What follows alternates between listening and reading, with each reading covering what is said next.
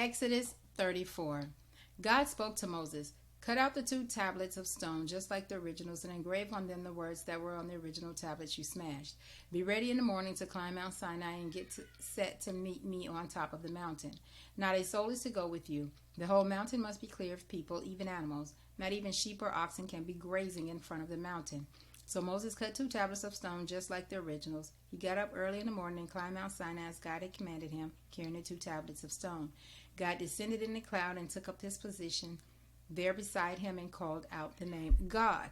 God passed in front of him and called out, "God, God, a God of mercy and grace, endlessly patient, so much love, so deeply true, loyal in love for 1,000 generations, forgiving iniquity, rebellion, and sin. Still, he doesn't ignore sin. He holds sons and grandsons responsible for a father's sin to the 3rd and even 4th generation."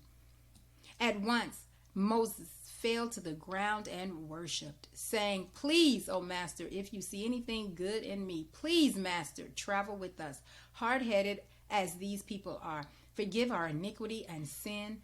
Own us, possess us." And God said, "As of right now, I'm making a covenant with you. In full sight of your people, I will work wonders that have never been created in all earth, in any nation. Then all the people with whom you're living will see how tremendous God's work is, the work I'll do for you. Take careful note of all I command you to do. I'm clearing your way by driving out Amorites, Canaanites, Hittites, Perizzites, Hivites, and Jebusites. Stay vigilant. Don't let down your guard, lest you make covenant with the people who live in the land that you are entering and they trip you up. Tear down their altars, smash their phallic pillars, chop down their fertility poles. Don't worship with any other God. God, his name is the jealous one, is a jealous God. Be careful that you don't make a covenant with the people who live in the land and take up with their sex and religion life.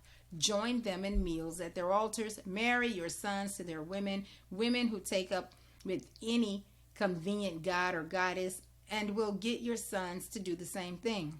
Don't make molten gods for yourselves. Keep the feast of unraised bread. Eat only unraised bread for 7 days in the month of Abib. It was in the month of Abib that you came out of Egypt. Every firstborn from the womb is mine, all the males of your herds, your firstborn oxen and sheep. Redeem your firstborn donkey with the lamb. If you don't redeem it, you must break its neck. Redeem each of your firstborn sons. No one is to show up in my presence empty-handed. Work 6 days and rest the 7th. Stop working even during plowing and harvesting. Keep the Feast of Weeks with the first cutting of the wheat harvest and the Feast of Ingathering at the turn of the year. All your men are to appear before the Master, the God of Israel, 3 times a year. You won't have to worry about your land when you appear before your God 3 times each year, for I will drive out the nations before you and give you plenty of land. Nobody's going to be hanging around plotting ways to get it from you. Don't mix the blood of your sacrifices with anything fermented. Don't leave leftovers from the Passover feast until morning. Bring the finest of the first fruits of your produce to the house of your God. Don't boil a kid in its mother's milk. God said to Moses, "Now write down these words, for by these words I've made a covenant with you and Israel." Moses was there with God 40 days and 40 nights. He didn't eat any food, he didn't drink any water, and he wrote on the tablets the words of the covenant, the 10 words.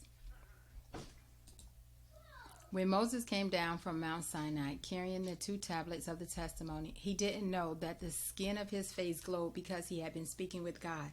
Aaron and all the Israelites saw Moses, saw his radiant face, and held back, afraid to get close to him. Moses called out to them. Aaron and the leaders in the community came back, and Moses talked with them. Later, all the Israelites came up to him, and he passed on the commands, everything that God had told him on Mount Sinai. When Moses finished speaking with them, he put a veil over his face. But when he went into the presence of God to speak with him, he removed the veil until he came out. When he came out and told the Israelites what he had been commanded, they would see Moses' face, its skin glowing, and then he would again put the veil on his face until he went back in to speak with God.